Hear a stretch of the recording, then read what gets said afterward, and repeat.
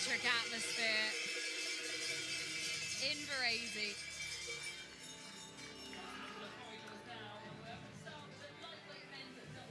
And we have one final race to bring you. After those scintillating races for the quads, we've just seen Damir Martin getting just swamped by well-wishers, Martin, haven't we, around where we are sat at the finish line. He'll be presented with his medal very shortly, off to do interviews. In the meantime, you watched all these crews yesterday, and the lightweight men double. So the Italians are going to win. There they are. Sorry if that sounds a bit fatalistic, but they're just the faster crew. You know, there weren't two. We've got Azerbaijan. So over on this near side, we've got the Republic of Moldova. We'll talk about them down the course. They're just youngsters, basically. The youngest crew. Italy are in the centre lanes.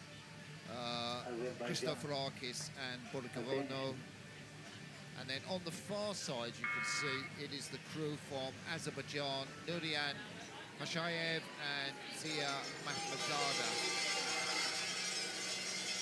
So just 3 crews going in this final. Azerbaijan on the left, Italy in the centre of your picture, rowing across this beautiful, lovely lake here, the waters of Lago di Varese, where they'll have trained and raced so many times. Moldova on the right-hand side, Italy outrating the other 2 crews at the moment. So just the 3 in this. That means there'll only be 2 medals handed out, the gold and the silver. And as things stand, those youngsters from Moldova will be the ones not getting up on the podium. Yeah, and there are actually 2 more races after this, but we're showing you this one because we're going to wait for the medal ceremony for the men's quadruple sculls, which the Germans won. There we see Giovanni Borgovono, the 23-year-old, comes from Gavrati, the club at the other end of the lake. He's actually rowing away from it, and where the 2K start is probably about 4K or so to Gavrati. That is lane 1, so they're the Azerbaijani crew on the far side. Zia Mahmadzada closest to us. The lads row on the Kura Sport and Rowing Centre, which is on the banks of the Kura River, just a bit southeast of Tbilisi, if you know that part of the world. And where they row, it used to be used by the Soviet rowing team, and I guess the canoeing team, because it didn't freeze in winter. And so rowing has long been part of that part of Azerbaijan, and Azerbaijan has had some really great rowers and participating a lot in the Asian Championships. The thing I'm wondering about now is Azerbaijan is just 1 metre behind Italy, and I've said Italy are going to win, and I'm now thinking, was that a bit stupid? Well, one thing I would say is the Italians, the crowds, the organisers and the broadcasters would love to see an Italian win, because as we alluded to in the men's quad, if you were with us earlier, brilliant race in the end won by Germany, but the Italian men were the big home favourites. They were so excited. It's been all the talk leading up to it. That is why it was the concluding Olympic class race of the day here on Saturday. And then they didn't actually make the final. I mean, it shows sport at its kind of cruelest and finest, is that we can plan as much as we want. It'll never go to the plan or the script that we write out. So ironically, here for our broadcast, it might be that Italy do win the final race. They moved out to a half-length lead here as we head in 100 metres out from the halfway mark, but it's just not going to be the crew they were looking for. No, it isn't. On the left of your picture is Tito Christoforakis, and his eyes are really balanced on all the former lightweights, I guess, like Vincent McCarthy, Paul O'Donovan, who rode lightweights and have got into the open weight category, and he hopes to be able to do the same, but racing here as a lightweight. So him and Giovanni Borgovono weighed in at an average of 70 kilos each, so one might be just under 70. Look at the head of the lad, Zia Mahmadzada, the 25-year-old. It's a real nod, isn't it? Yeah. Yeah, it's a big nod. It's kind of the shock as he puts his blade in. I guess that might show looseness in the shoulders, perhaps. It's not a purist way of doing it, and his crewmate behind him, Nurian Mashayev, the 20-year-old, looked more fluid. Yeah, a little bit grippy, I think, still at bow in that boat. The Moldovans, we haven't had a chance to speak about them, but they're so far back. But it'd be nice just to get a look, because the lad in the bow seat, Timur Puriskov, is just 16 years of age. And that is exceptionally unusual to be like a J16, Junior 16 rower and racing in a major European championship. I guess the only other country that would do stuff like that would be the Greeks. Yeah, and his stroke man isn't much older. He's going to be turning 20 in about 2 weeks' time. So through 1,400 metres, the race ticking along nicely in Italy, the fastest moving boat here on home waters.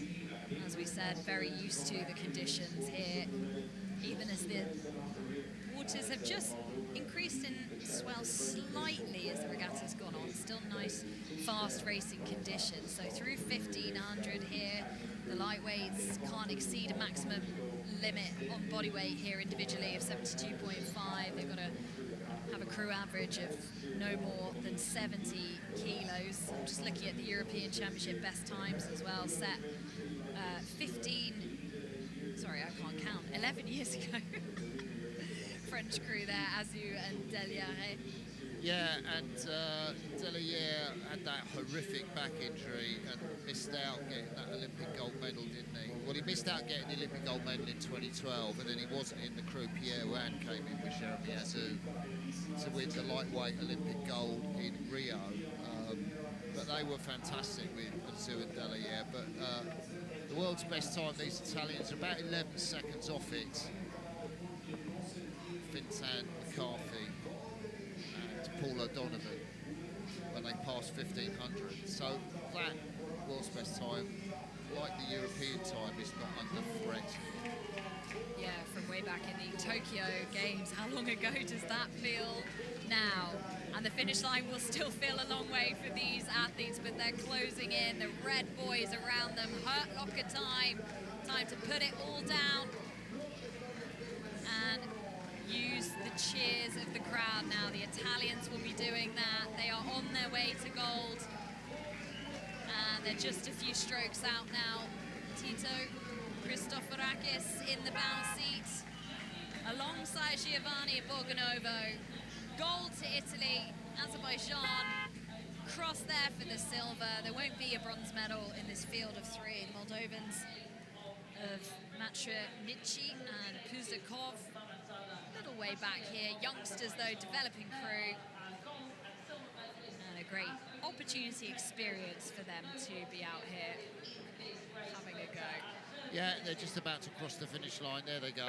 That's nice, the camera pan onto the two lads from Moldova, row on the Dniester River out there. Well, there's the drone. Nice camera pivot to our last action of the day, which is a medal ceremony. It will be for the men's quads.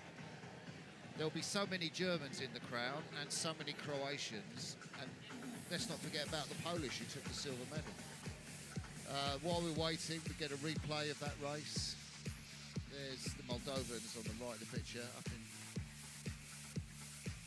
a little bit aggressive, that for Bulgovono off the start.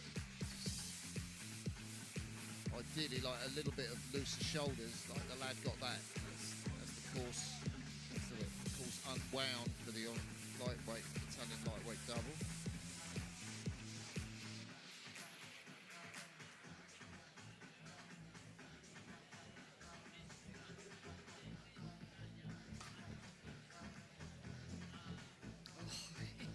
See, the stroke man wanted that race to be done, wanted that finish line to come.